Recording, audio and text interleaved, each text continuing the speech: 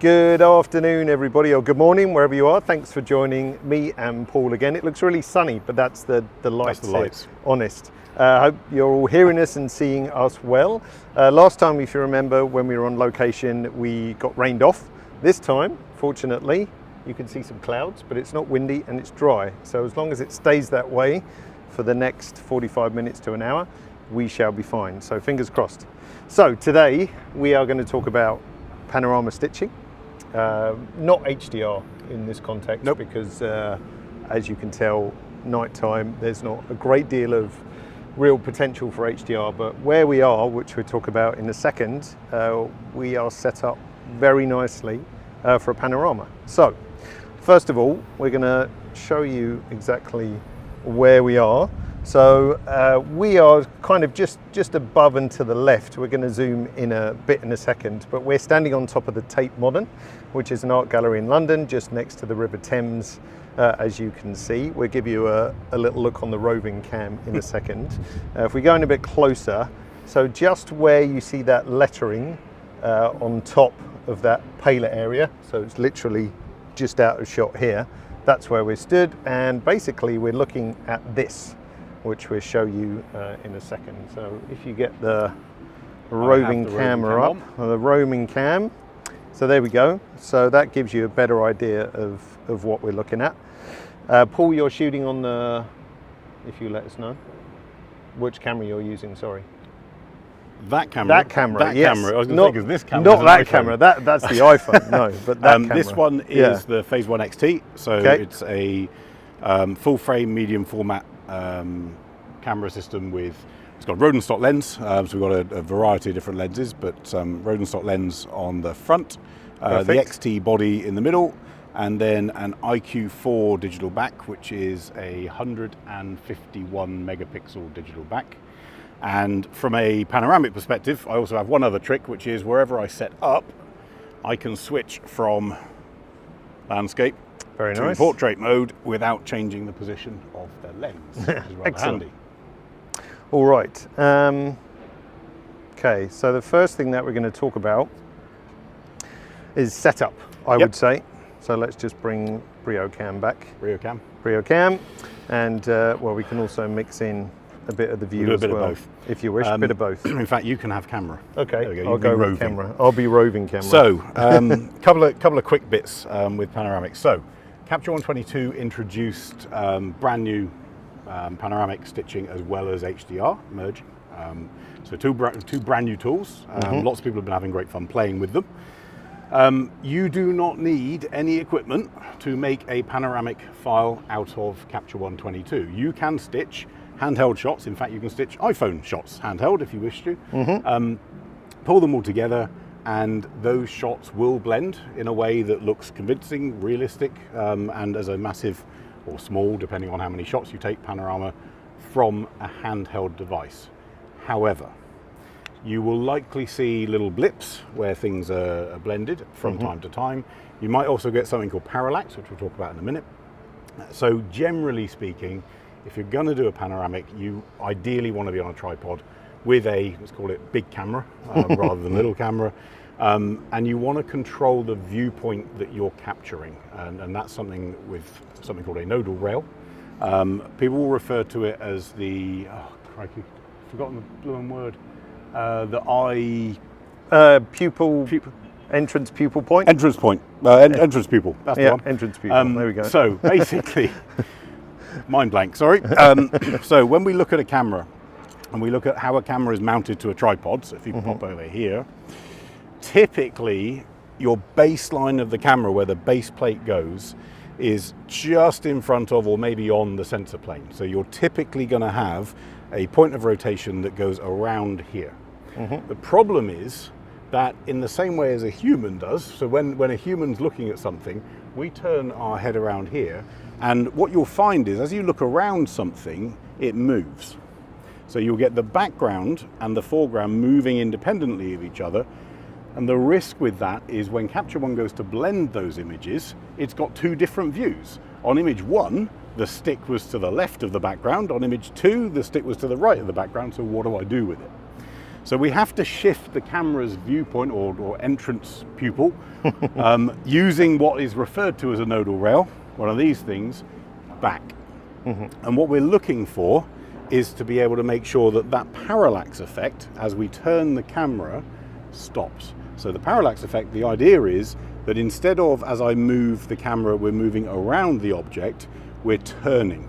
So wherever I look, these two objects don't change their position. Right. So that's number one. Number two, and probably more importantly, is your choice of head. So you will find lots and lots of complicated panorama heads around. Those panoramic heads will have one big feature which a lot of heads don't. And if we look at this one, so this is a Jitso head. It's a very, very good head. Okay. And it has a wonderful little spirit level on the top. The problem with that spirit level is this is connected to the ball head. So I don't know, I know whether the top of my base plate is level based on this, but I don't know whether the point that it's rotating is, because I don't have a spirit level on the base of the head or on the top of the legs. So what you want, if we move over here, to move over, is a tripod which gives you absolutely a spirit level on the top, okay, but also, more importantly, a spirit level on the bottom. So okay. this is connected to the leg plane, and we can use this to make sure that as we're rotating the head, the rotation is always level. And it's I guess it's a telltale when it's not level, because your panorama ends up being, I'm just tilting the camera more like that, doesn't it? I'm seeing more and more panoramas now where what you'll find is the crop, you'll start to see black edges creeping in onto one corner or the other. And that's where effectively the legs or the rotation point of your panorama has been to one side or the other. Yeah. So you want a head with at least, or a set of legs with a spirit level on the legs or on the baseline of the head. Then a top one, absolutely, to keep your camera completely level. Then we'll talk about nodal points. So I'm going to switch to a live view on here so that we can see what we're talking about with that nodal point. So 1 second, let's bring up capture one. Do we need the roving cam as well? Nope, shouldn't do. Yeah, I'm just going to put that down. Okay. All right. So let's just turn some light on. Let's change to half a second. There we go. And what we're going to do is we're going to use an area of the camera or an area of the picture where we've got a near and a far object. Okay. So if we use, for example, this area here between this lamppost and these windows, then we've got something we can line near and far, so we can check for parallax. Okay. Now, one way of doing this in live view particularly is to turn on your grid, which is very handy. And just to be clear, so you're running live view from the camera at the moment, so we're seeing what the camera you're is seeing. seeing exactly what that phase one camera is seeing, not the roving cam. Right. So let's just turn this camera. So our happy little lamppost is on the right-hand side grid line. Hang on, I'm just going to hide us, otherwise we're covering it up. There we go. And I'm just going to be very careful here. Okay, so what I'm looking at, if you follow my mouse, is our lamppost here just to the right of the grid, okay, and our window, I'm counting 1, 2, 3, and right on the edge of the fourth window. Okay. Now as I turn the camera to the other side, so I'm looking at that same grid, so I'm just going to put the lamppost just to the right of it again. Right. Just like that. And I'm counting 1, 2, 3, just on the edge of that fourth window. Now, the reason that you're not seeing a huge difference in this lens is it's a really long lens, and that lamppost is really near to us. If we're using a wide lens, or you're using something with a really, really near and really, sorry, the lamppost is a little bit further away, it's the wrong way.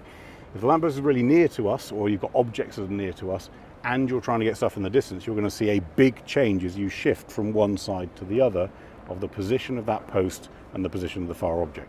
So you're looking for one object, another object, and then as you do that, you're going to slide that rail back on our camera.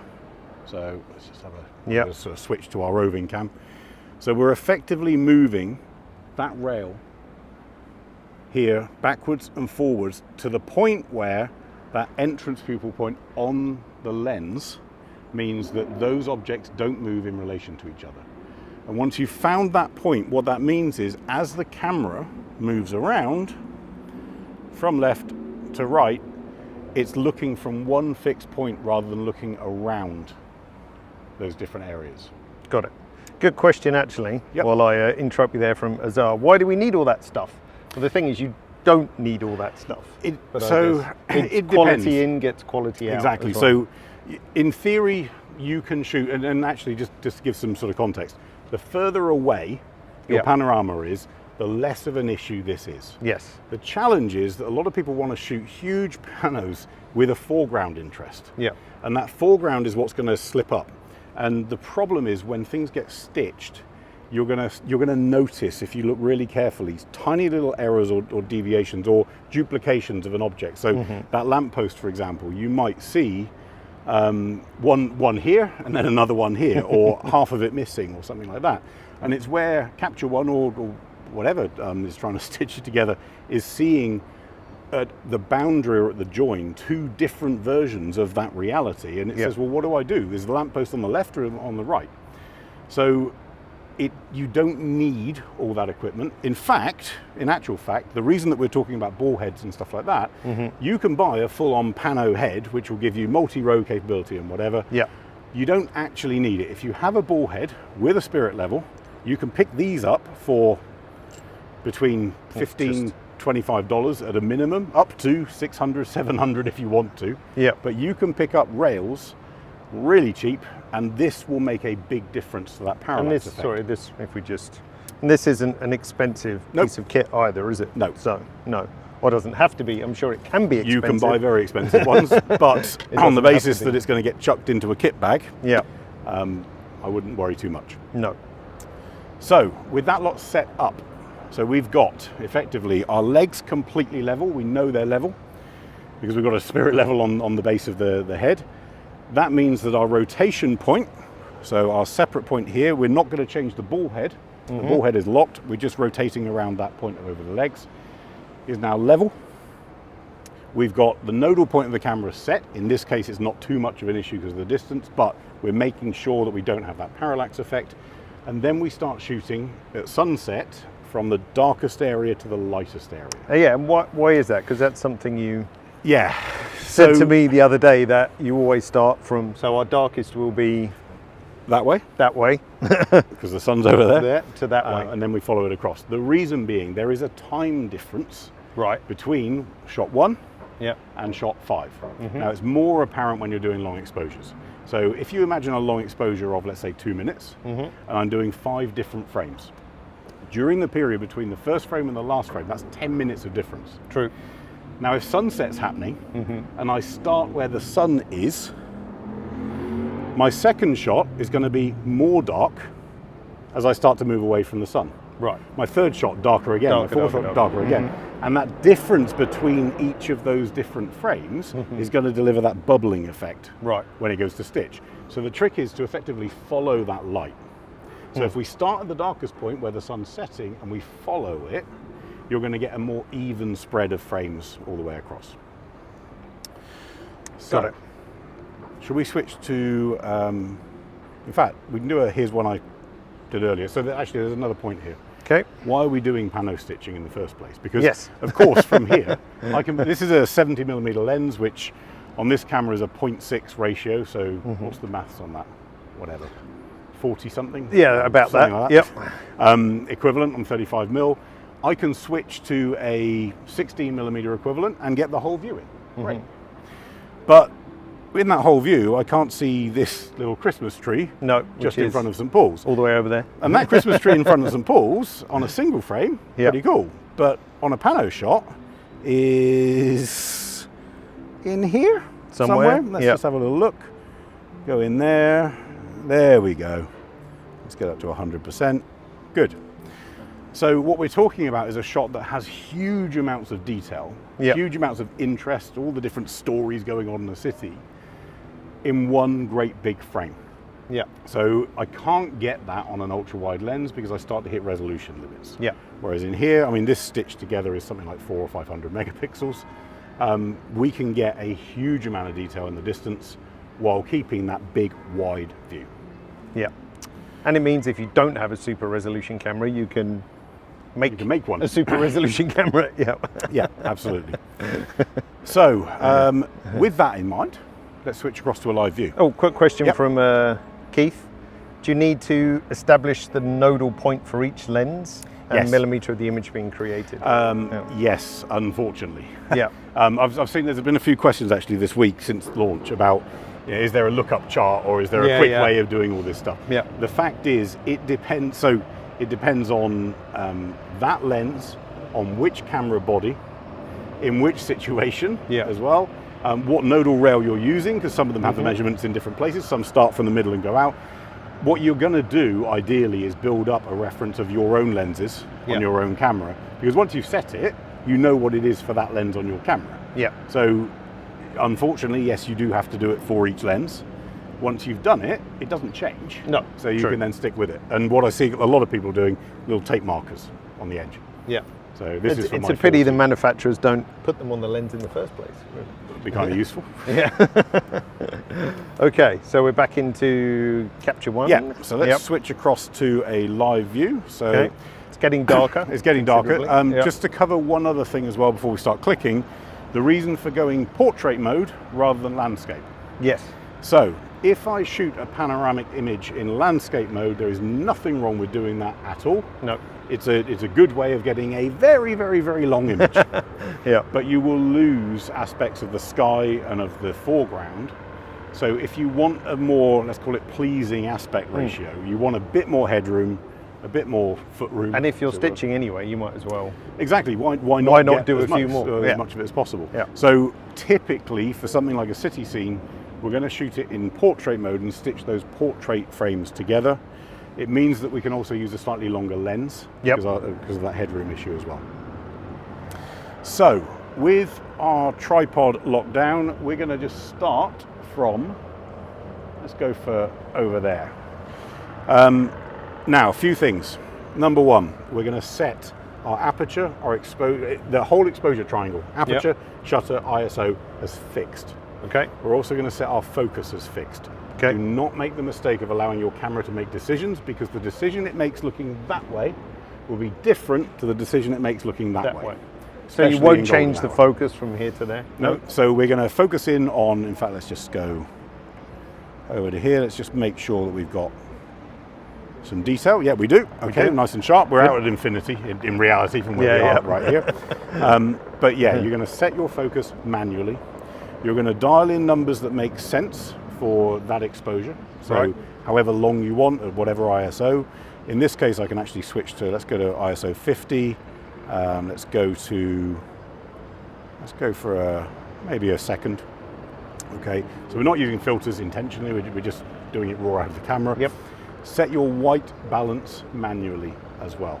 Of course, in Capture One, you can change your white balance later, but it's just easier to have the original capture all as the same white balance. You don't want the auto white balance going all over the place. Correct. As you shoot either. So if we start with here, and then as it goes to a warmer color, you don't want that because you're going to have to play with it later on and try and fix the thing. So we're going to choose, in this case, our daylight flash or white balance. Yep. It's a pretty grey sky at the moment. A bit of pink around, but that's sort of it. Okay, and we're going to click. So click number one. Okay. Now, a few things to think about. In this scene, we can see there's a boat. Right. Now, in the next scene, there might not be another boat. So in fact, what I need to do at the moment is outrun that boat. Okay. So we're going to switch and we're going to make sure we've got at least 20% overlap. Yep. Preferably up to 40%. Don't be tempted to put too much overlap in. If you do, you could end up with Capture One effectively overworking that image. Yeah, and we've seen a couple of cases where overlap has been like 80% or something like that, which is just way too much, and it's not necessary. It'll take longer to stitch, probably not give a good result. So as you're speeding in front of this boat, I'm trying. We'll do it without the boat in a minute. However, so to all intents and purposes, what we've done is a very quick 5-click shot. So we have this shot. Let's just hide us for a second. This shot, this shot, this shot, and this shot. Yeah. So normal looking sort of city shots. With these shots, the first thing we're going to do with anything like this, well, I've got a little tooltip, is make sure that we've got our light fall off set to 100. Yes. So what light fall off does is it controls that natural vignetting around a lot of lenses, and Capture One with the profiled lenses is able to fix for that and flatten the light level. If you don't set the light fall off, you're going to end up with, again, that bubbling effect where it gets darker to lighter to darker to lighter. And it becomes obvious where the stitch is. Exactly. So make sure that's in, make sure your diffraction correction's in, especially if you're using quite a small aperture. Chromatic aberration, ideally, fix that. Copy those settings and apply it to all of the images in that stack. Yep, so we've got 5. So we've got 5. Yep. We're going to right click and go to Stitch to Panorama. Yep. When we do, we're going to get a little window up. So remember, these are 551 megapixel images. We're on Apple's brand new MacBook Pro, so it doesn't worry too much about it. It's pretty quick. It's pretty quick. But obviously, this is about throwing power at a machine. So as you get into bigger and bigger images, you're going to need a slightly beefier and beefier machine. Hang on, I'm just going to go roving, just Apple. So you saw all the mess on the floor. So this is the 14-inch, isn't it? Yeah. Yeah. So which is been running super nicely. Yeah. In your opinion, as well. Well, for effectively, we can see on the screen. So you know, 100%. This is producing a 473 megapixel image. Yeah. Of course, we can change that. So in Capture One, we can choose a 75%, a 50%, or a 25% reduction.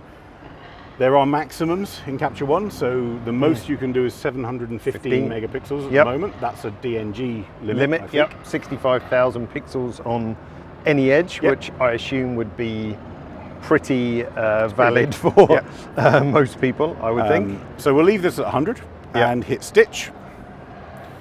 And you're going to get a little box come up. If the box doesn't come up, it's probably because you've hidden your activity thing up here. Activity window. I think you mentioned in last week's webinar leaving notifications on, because the point being, I can get rid of this and carry on working. Yeah, and do what you want. So I don't have to wait for the Pano stitch to finish. I can get on with stuff, and then Capture One will notify me and say, hey, we finished the panoramic stitch. Yeah, it's a background task. If you've turned notifications on, that is. So if not, this little wheel up here will give you a little indication that stuff's going on. And at the bottom, you will find a DNG file, which has done pretty good job, including the boats that I did outrun. So there we go. Now, as you can see, at the top and bottom of that image, you're going to get a little bit of, well, need to crop, let's call it that way, but a little bit of the rough stuff around. And that's just because of the shape of the lens. Yeah. So the lens isn't perfectly square. As we move around, we get these little dips in between that roundedness of the lens. So we're going to go into here and with a bit of a crop, just neaten that up. And the reason why, I can't remember where the question came up, I think it was online today, why don't we just crop those little bubbles out? A couple of reasons. You could content-aware fill, you could actually heal and clone within Capture One. You can actually heal into those areas. You might want to warp and twist it in a pixel editor as another potential. So up here on the top, I have a choice, obviously. Yeah. I can completely crop that out, just like I did, or I can go into our, in fact, let's not heal it, let's do a clone, just to make sure it's nice and clean. And instead of cropping out of that sky, we can just add a bit more of it. Yeah. And if we don't like, because what I suspect is going to be, it's going to be a bit obvious where the clone is, but if we don't like that clone... It's also a bit tricky on the trackpad. Yeah, it's very tricky on the trackpad. If we don't like it, for some reason it hasn't... Hide your mask, that'll probably do it. No. Oh, there you go. There we go. If we don't like it, we can obviously heal into those edges just to start blending it in. And I'm going to spend a lot more time in reality than what we are here. But one of the reasons for not getting rid of the clone, the crop content, is to allow you the choice of what you want to do with those areas. You might not want to shrink the image. Yeah, because there's quite a few megapixels you could lose out. You would, as well. So let's just crop this in. Just to interrupt you a minute, a couple of people asking, I'll just answer this technical one from Nicholas. Does the stitching process make use of the GPU? Yes, it does. Yeah. Quite extensively. Any more tips about hand-holding Pano? Well, be a tripod, I guess. be a tripod as much Honestly, as there is an as you advantage can. to being my size. Yeah. So Which is, and actually the mistake that I think a lot of people make is they go very, very stiff trying to handhold something. But if you watch the actual movement, they do this. Yeah. Which is the exact thing we've just talked about getting rid of with a nodal rail. So you want to be doing that. So it's not about doing that and moving the camera around your body, it's about you moving around the camera. Exactly. So imagine there's a pole underneath the camera, even if you don't have a tripod, and moving around that central point rather than doing that. Yes. Joe, do you usually keep the exposure the same or adjust while following the light creating a pano? Keep it the same. Keep it the same. Yeah. If you try to adjust, I've tried it. Yeah. You try and get a bit clever, you try and get a bit ahead of it. You can effectively, almost like you would with a time lapse, go for a sort of holy grail look where each part is equivalent light. You'll never guess it right, and you will end up with those little border marks where things are joining because the light's changing. Yeah. Especially in a long exposure. In short exposures, it's less of an issue. Yeah. But in a long exposure where there's a big gap between each frame, you're not going to get it. Not going to get it. No. Let's have a look. We need to go and have a look at that Christmas tree. We do, yeah. Is there a content aware of fill in Capture One? No, but you've got healing and cloning, which to some extent will do that job of filling in those pieces. If you want to do more extensive healing and cloning, then you would go to a pixel editor, or if you wanted to warp the edges, then again that would be a job for a pixel editor. Barry says, I'm now tempted to try tethering with my landscape photography. Yeah, why not? I mean, you can see exactly what's going on. Well, in fact, let's, so where we are, there we go. So hang on, let's just switch to that. To there. So we are literally on a rooftop away from everything. Fortunately. With, cameras out. David cheated, look, he got power. Got power, but you don't need it, absolutely. So especially on that new computer that thing runs for like a day without plugging in. The camera obviously will use power while tethered. We can see the cable across there. But you can operate like this completely remotely wherever you are. There's no issue. No. And you're going to get, as you can see, when we start talking about making decisions on camera, you're going to get a lot better decision made looking at a big screen than you are on the back of the camera. Yeah, definitely. Okay, there was one other question I wanted to pick up. Let's just remove Barry's. That was James, I blame the iPhone for people's misunderstanding of pano photos. Well, the iPhone does a great job, I have to say. Interestingly though, what the iPhone does exceptionally well is it corrects for the mistake that people make. So there's a huge amount of software going on in there. Because it knows as you're doing this, it's not ideal. Ideally, and again, actually, to get a better pano on your phone, keep it in the middle. Yeah. Do this.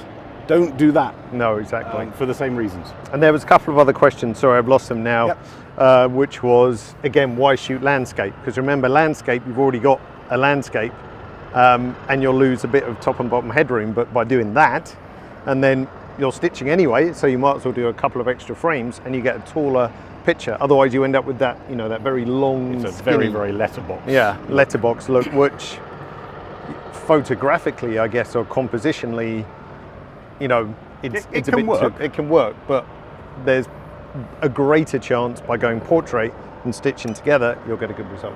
Are you firing off another one? I am, just to see what we get to at night time. And actually on that, when it comes to the overlap, remember when you're in portrait mode, that overlap is going to feel really severe. Yes. Because in landscape mode, it's sort of just the edges. Whereas in portrait, it's almost half the frame. It feels like you're duplicating. Yeah. So we're just, again, even though the sun has gone, there is still, you can see there's more light over there than there is over there. So we're just following that light across. At sunrise, think about it the opposite. So just follow that sun in the other way, or follow away from the sun. Even though you wouldn't know it, if I just pan around. So where's it lighter? Over there. Over there. So lighter over here. I think camera foam probably does a bit too good a job compensating for it. But definitely to my eye, it's pretty dingy just over the top of Paul's head. and then pulling in a bit more light over this side as well. So what I'm going to do with the nighttime shot is just we'll go through the projections. Oh yeah, so the different okay. projection methods. Yep. So, yeah, because we've got 4 projections to choose from. Yeah.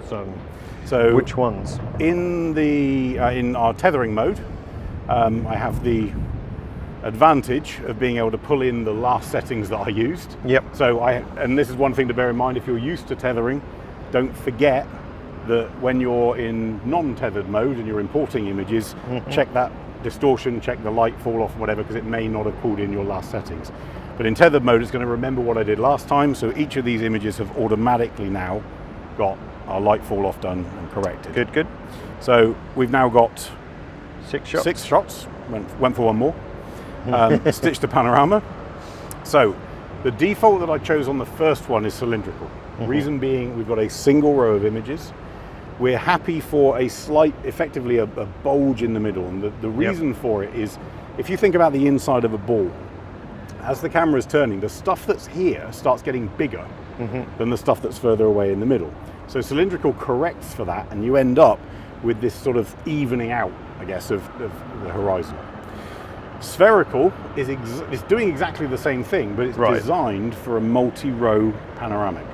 So if we do this exact same thing, but we do one row on the very top, one row across the middle. And if you wanted to do that, would you just tilt the camera up? Yeah. So you can get, again, you can get a proper pano head. Effectively, it's 2 nodal rails. So one for your lateral movement, one for your vertical movement. And you've got on there your base plate effectively has an angle on there, so we can go up 30 degrees, shoot a row, down to 0, shoot a row, down minus 30 degrees, shoot a row. Capture One will take all of those and it will stitch them together again as if it's on the inside of a ball. Yeah. But you can end up with some slight curvature around the edges. For architectural stuff, there can be some challenges, especially with things nearer to you. So just be careful with spherical. Cylindrical will be a bit cleaner. Perspective. Now, in this shot here, it's not going to. There we go. No, I was saying too large. Yeah. That's because it's creating a gigapixel. Sorry. There we go. There we go. So, what perspective gives you as a projection? If you're on a tilt shift camera, perspective will give you a lovely clean shot, because on a shifting camera, you're actually moving the film basis. What about a shifting lens? Same thing. Same thing. Yeah. So you'll get a much cleaner shot. You won't end up with these quite heavy bows. Right.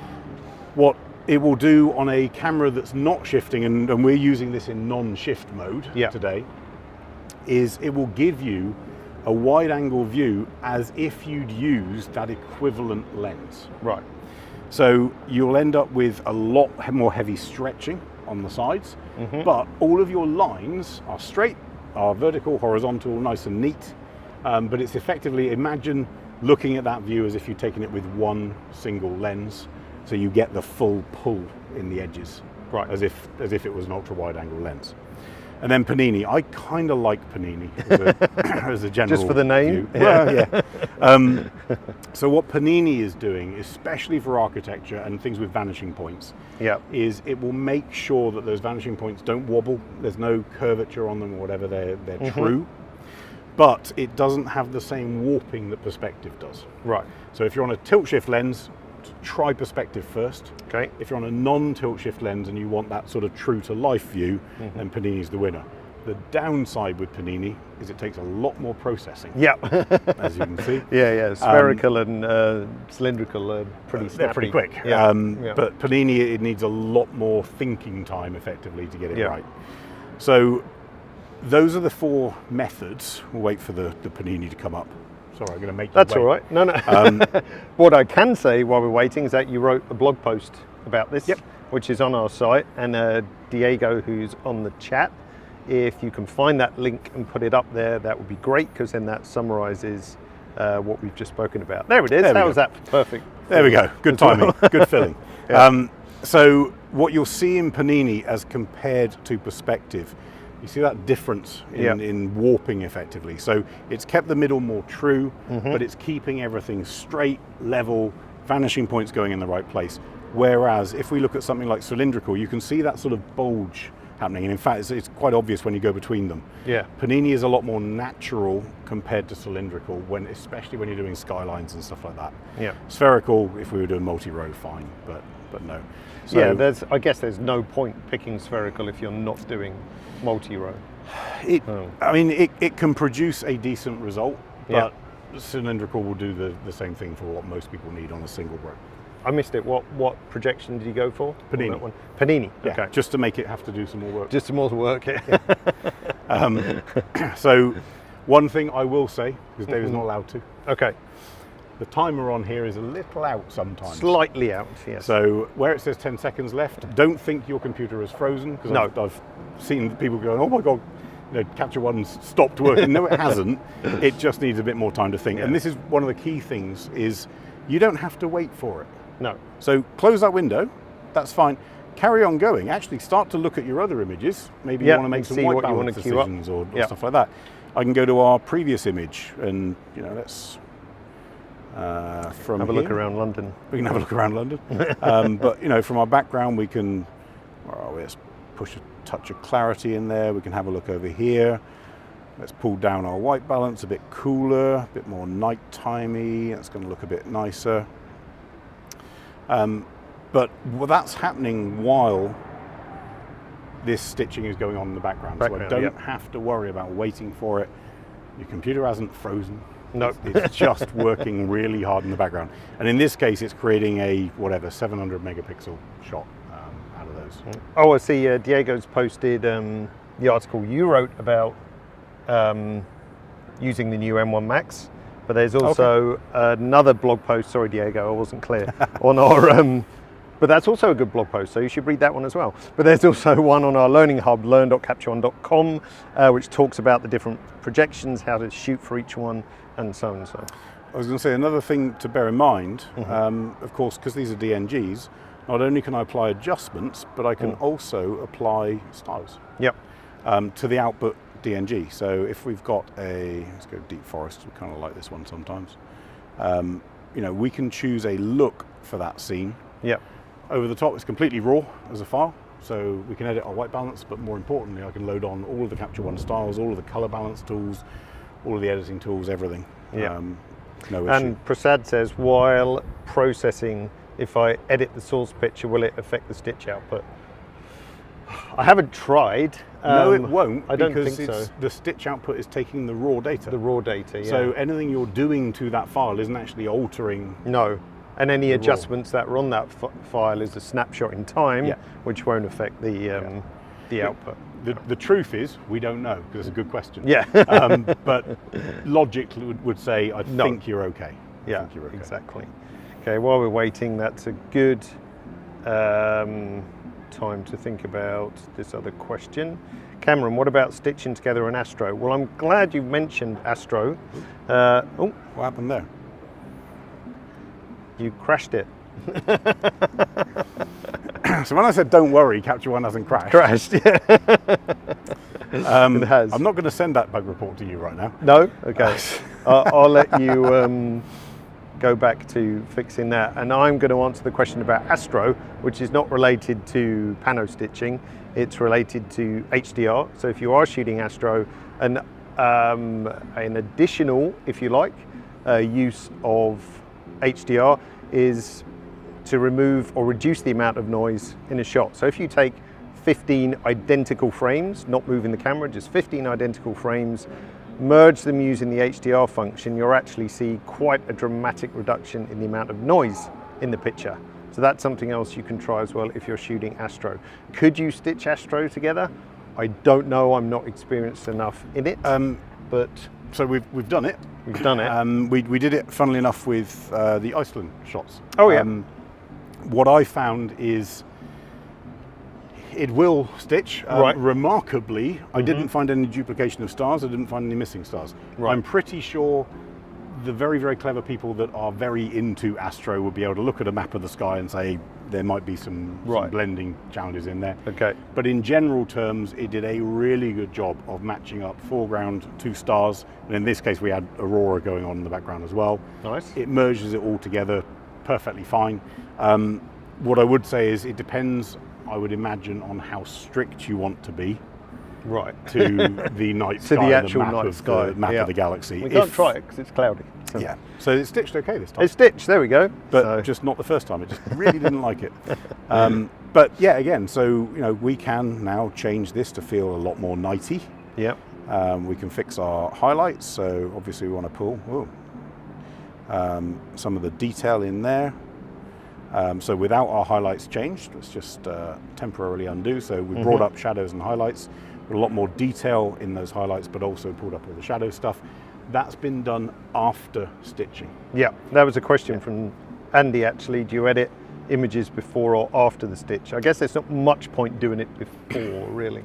If you have, for instance, a lens dust spot or something like that, Right, it would possibly make sense to do it beforehand, because all the stitch is going to do is just duplicate it. Right. For every single frame that had the dust spot in. I've got one like that. Yeah. So potentially there are some benefits to doing some of that stuff before. I found it a lot quicker, stitch first and then make the changes. Right. Simon says, Paul, if you're on a commercial shoot, is there anything different you would do? Aperture settings? Well, you'd be getting paid for a start. Is there anything different I would do? It depends. If we take this scene, if we're shooting this as a cityscape, as a huge wide view of London, then f11 out here with that particular lens gives me everything in focus, huge amounts of depth. If we were doing something that was a feature of, let's say it was in particular this dock down here, then maybe we'd use a slightly wider aperture just to focus on that as a subject and then have everything else knocked out of focus a little bit. But in general, those are pretty much the two decisions you'd make. The other alternative, of course, is to shoot this long exposure. Yeah, so you get the cloud trails and stuff like that. If you're going to do that, and I'm just thinking, because commercially there is a bit more pressure, because if we get it wrong, we've got to arrange everything all over again. Yeah. So what you're going to look for is the direction of cloud movement. So in the same way that you're looking for the sun direction in terms of lighting and following that, what you don't want to do with, if you think about a cloud moving, so if I've got my cloud moving here and I click here and then go here, but the clouds move this way, I'm not going to get that nice long wispy feel as it blends it together. Fighting against it. So you'll get almost like a Morse code effect in the sky. So ideally, if you can work it out, you want to try and to some extent follow the direction of movement, whether it be cloud or water, but something like that, so that you don't have to try and repeat and then repeat and fix it later. I like this. OMG crashed, ha ha ha. Yes. Well, I'd rather it crash than it be raining, be windy, be, all those things that we experienced last time. So I'll take a crash over any of that any day. And internet's still holding up as well. So, although I've cursed it now, probably. Does Capture One take advantage of the blazing fast M1 Pro, M1 Max chip? Yes, it does. Definitely. Let me see. So if I pull up our activity monitor, let's just do a quick stitch to panorama. So you can see those cores firing up. You can see this is your graphics or GPU in here. So this is the M1 Max with the 10 core plus neural engine stuff as well. So as I hit stitch, absolutely you can see it start to fire up. It's using all cores. It is using the GPU where it needs to.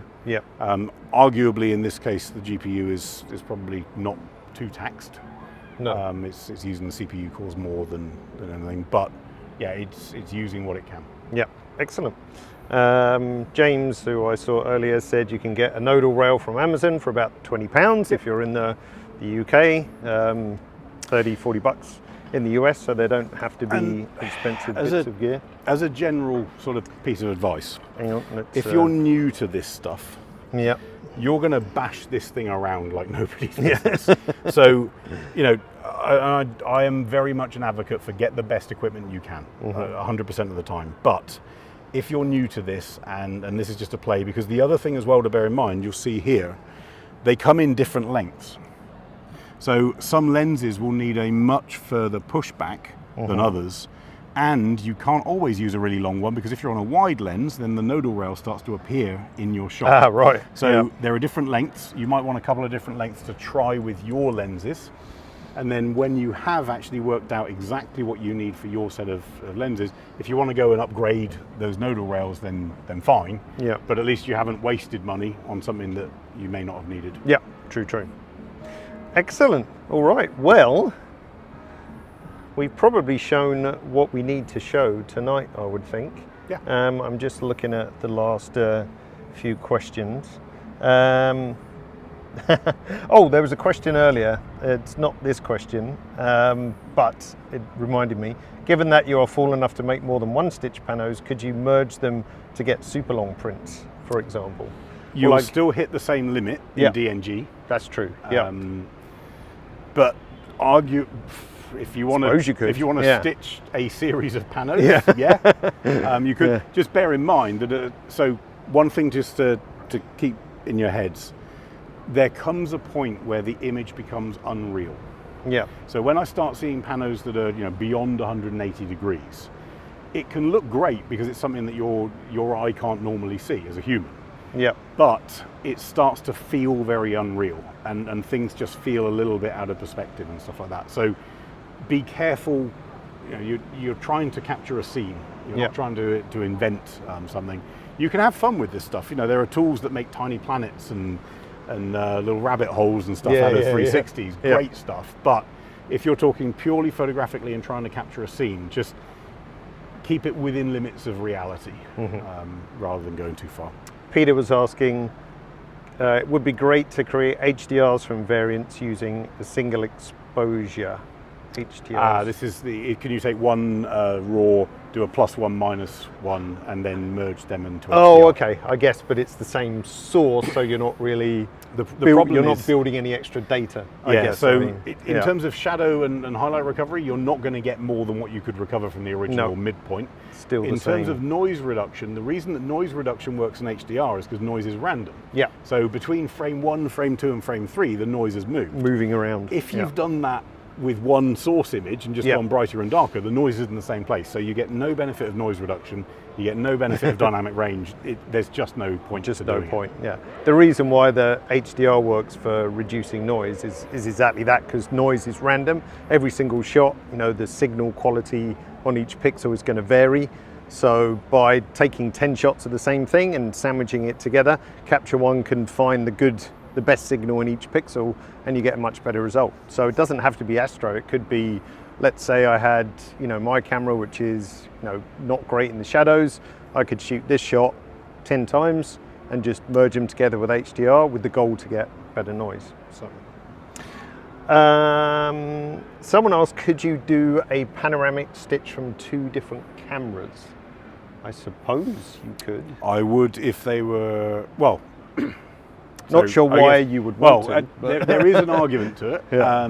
So I would if they were identical, but then I don't know whether that fits with the different cameras. Your cleanest possible panoramic stitch will actually be by shifting the lens or the sensor. Yeah. So if you can keep the plane level, and this is what we talk about with a tilt shift camera or tilt shift lens. So as I'm moving the lens around a sensor, I get a completely flat plane. I don't get any of this pulling or any of the spherical issue that comes from looking around. Yeah. So arguably, if I had 2 identical cameras next to each other on the same plane, looking at the same scene, and stitched those 2 together, I could get a very clean panoramic shot. True. But they'd need to be identical cameras with identical lenses. Yeah, lenses and so on. If I've got 2 different cameras with 2 different lenses, I think that's going to be a mess. Yeah, try it. Claros going, maybe you missed the start, Claros. Will the stitching compensate for any possible shifts in automatic white balance? What we did here was to use a manual white balance, because you might hit a street light or you might hit a Christmas tree or something like that. That's going to kick if you're shooting at sunset, and especially if there's clouds in the sky, that's going to throw it off. Think about the temperature difference when the sun goes behind a cloud to when the sun's in front of the cloud. Well, not in front of the cloud, that would hurt. Yeah. But the second you get those variations, and especially what you've got to bear in mind with panoramic stitching, is the time taken between frame 1 and frame 2 is a lot longer than just one frame. Yeah. And a lot more changes in the sky and in the light that's available. Now, non-related question, what's your streaming setup? A wing and a prayer, mostly. But Paul's M1 Max is HDMI'd into mine. Then obviously we're going out over 4G, fingers crossed, from a little hotspot you can't see over there. Roving cam is NDI. Roving camera is NDI, which worked surprisingly well, which is good. Here is you guys. Oh, there hang you on. are. Let's just switch to that. So that's you There you guys are. over there, and there's 4G hotspot behind us. So yeah, and there we go. So it is possible to do it on location. Well, I say that. Last time we tried, it wasn't because we got very wet and it was very windy. So it's always a risk, but it's all good fun. Let's have a look. Common pano aspect ratio that work well. 3 to 1. I think there's a danger of going too skinny. 3 to 1. I mean, let's if we just pull out of this shot here. Yeah. 3 to 1's probably nice as a setup. So 1:3 as Capture One would see it. You'll see here it's quite skinny. Yeah. I don't think I'd want to be skinnier than but that. But personally. it's pleasant. Yeah. You know, there's nothing horrible about that particular aspect ratio. It's No. a nice aspect ratio. Once you go narrower, and again, we have the advantage of we shot in portrait, so we can do this. We've got headroom to do it with. Yeah. If I didn't have that, let's just go to, in fact, let's just create another one. Let's go maybe 5 to 1.